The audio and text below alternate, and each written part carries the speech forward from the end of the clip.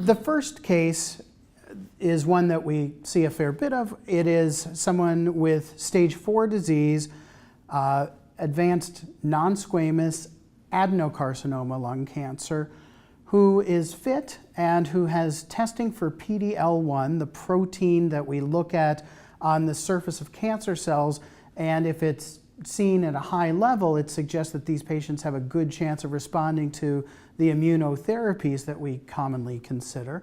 Importantly, this patient also gets tested for EGFR and ALK and other driver mutations, because if they're positive for this, we would favor a different approach of an oral therapy. But this particular patient does not have an EGFR mutation or ALK rearrangement, but has high PD-L1 of 80%. That's about a third of our patients have this level of high PD-L1.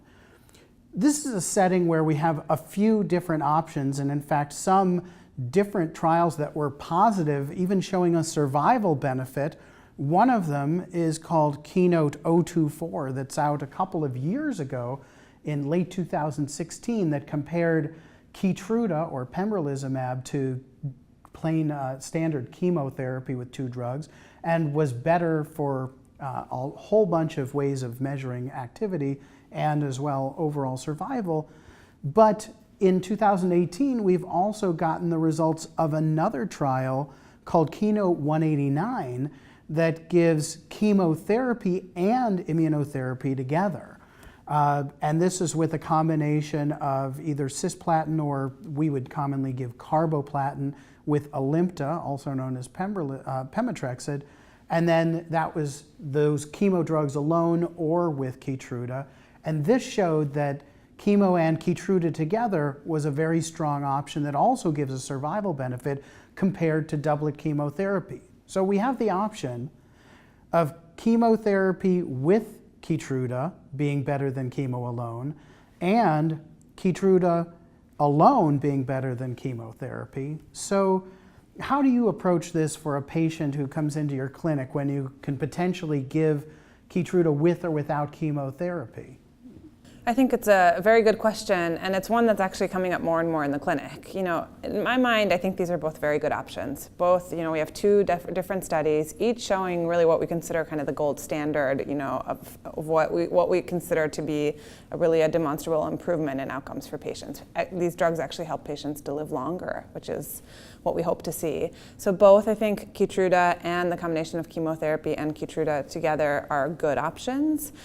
I think it really comes down to a discussion with patients. It also comes down to a few other factors, like, for example, you know, the extent of disease, the burden of disease that patients have. We have seen in these studies that combining the 2, the chemotherapy and the Keytruda together, leads to a little bit of a higher rate of response, of actually seeing a tumor shrinkage, which sometimes can be an important factor when patients are really symptomatic. They have a lot of symptoms related to their cancer, and you're looking to see that cancer shrink faster so that you can see an improvement in their symptoms, the symptoms that they're experiencing. For those patients, I would say that I favor chemotherapy together with Keytruda. On the flip side, there are some patients where maybe even though they're fit, you worry that they may not do as well with the side effects of the chemotherapy. Some patients are just worried about chemotherapy and would rather avoid it if possible. And for those patients, I think it's very reasonable to do Keytruda alone. Ultimately, I think it's a patient-by-patient decision that we as doctors make, and most importantly, that we make together in discussion with the patients and their families. For a fit patient, these bits of evidence now, or the support we have for chemo and Keytruda is new, and so we haven't had a lot of experience doing this. But what's your sense of how frequently you are likely to be favoring chemo and Keytruda versus Keytruda alone in these patients who could go either way? Say for the most part, I've been favoring the combination, chemotherapy and Keytruda together. You know, if you look, again, it's hard to compare across different clinical trials, but overall the outcomes of the KEYNOTE-189 study were very promising and very good. And for patients where we've been giving, where we think they can tolerate the combination, I think there's good rationale to give both drugs together. Taofeek, what do you think here? Yeah, I think I agree with Sosha there that, you know, we have a number of good options now for our patient. And what we really want to do is get the best treatment that the patient can tolerate, and look at the entire situation that the patient is faced with. Unfortunately, what we would have loved to see is a comparison of Keytruda by itself to Keytruda with chemotherapy, and in this patient population, especially those with very high PD-L1 expression. Since we do not have that data, what we then have is two pieces of data to guide us and then see what is best for the patient in front of us. For me, I tend to do, I'm not necessarily married to either approach at this point. So I look at the patient. Disease burden is an important consideration if you want patient to actually have good response and stay on treatment for a long period of time. Perhaps coming with the combination of chemotherapy and Keytruda might give you that initial push to help the patient.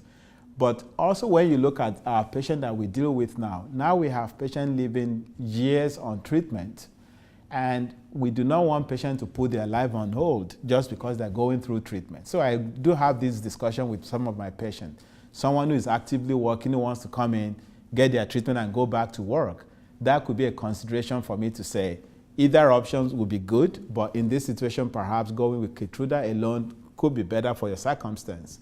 A similar patient who is perhaps retired and doesn't mind maybe staying a little bit longer to get all the treatment in, I may not be as focused on the duration of treatment when they come into the office. The other thing is when we look at the Keynote 189 study, at least in some of the patients, there could be some overlapping toxicity between Alimta and the combination with Keytruda in terms of kidney function. Yeah. So when I have a patient where there is borderline concern or maybe real concern about their ability to tolerate chemotherapy and potential worsening of their kidney function, I might elect to go with just single agent Keytruda rather than the combination of chemotherapy and Keytruda in that instance. But ultimately, it's going to be a joint decision with the patient and their caregivers to see that we are doing the best for the patient and taking into consideration every other aspect of their lives, not just the cancer. This issue with the kidney toxicity, the side effects that they did see not frequently, but more than we might expect, has led some of the folks I've talked to say, hey, I'd be really cautious about giving cisplatin, a drug that's generally harder but particularly challenging on the kidneys. But at the same time, in my experience, when I have patients who are on Alimta a long time, more than a year or 18 months, usually that's a good problem to have, but I've had more patients who develop kidney issues in that setting than when we used to see progressing cancer in less than a year, and you don't have the time really to have the long-term side effects you don't see otherwise. So I wonder if that's a factor. I don't know if you have thoughts on this.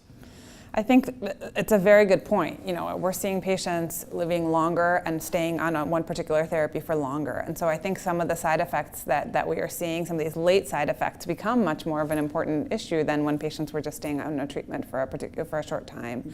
And so that's something that we're going to have to really look at carefully in the studies that we have and in future studies. And I think the kidney issue is just one example, and we'll have to keep a close eye out for others. Because typically in trials like this where you give chemo with immune therapy, you drop the platinum, the carboplatin or the cisplatin, but you'd often keep the Alimta going along with immunotherapy, and that can be a very long time.